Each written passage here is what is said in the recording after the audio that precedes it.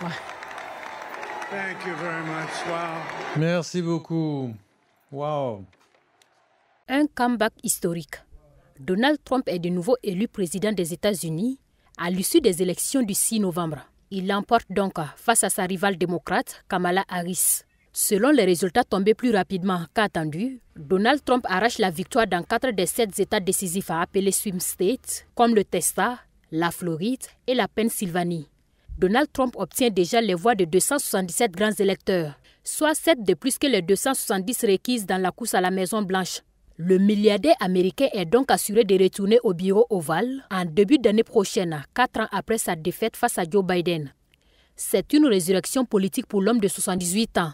Aux élections de 2020, alors que les chiffres annoncent l'actuel président vainqueur, Donald Trump a dénoncé une usurpation de sa victoire par les démocrates. En janvier 2021, juste avant de passer la main à son successeur, ses partisans ont pris d'assaut le Capitole, siège du Congrès américain. Donald Trump, qui promet mettre fin aux guerres en cours, a par la suite été inculqué pour complot contre l'État, pour ses efforts contre les résultats de la dernière présidentielle, ou encore pour avoir conservé des documents présidentiels confidentiels après son départ de la Maison-Blanche.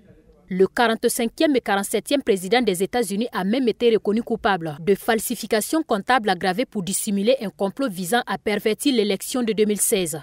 Sa peine doit être connue le 26 novembre prochain.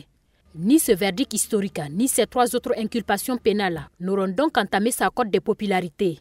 Cette victoire de Donald Trump signe la fin d'une campagne marquée par des actes de violence. Le candidat élu a été victime de 2 tentatives d'assassinat en Pennsylvanie et en Floride.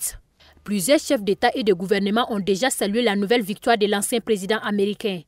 Emmanuel Macron de la France, Benjamin Netanyahou d'Israël, Volodymyr Zelensky d'Ukraine, Giorgia Meloni d'Italie et Narendra Modi de l'Inde ont exprimé leur disponibilité à travailler avec Donald Trump. Le président russe Vladimir Poutine, lui, n'entend pas se prononcer, précisant que ce dernier serait jugé à travers ses actes. Trump a déjà promis qu'il mettrait en œuvre toute une série de mesures diverses, principalement axées sur l'économie et l'immigration, dont il veut durcir les règles. La santé est aussi l'une des priorités du septuagénaire, avec notamment la question de l'avortement, dont il entend renforcer les conditions d'accès. Le retour de Donald Trump à la Maison-Blanche est fait majeur dans l'histoire des États-Unis d'Amérique. C'est la 2e fois qu'un président ayant perdu le pouvoir remporte de nouveau une élection présidentielle. Avant lui, Grover Cleveland a été le premier à réussir pareil retour. Et c'était en 1892.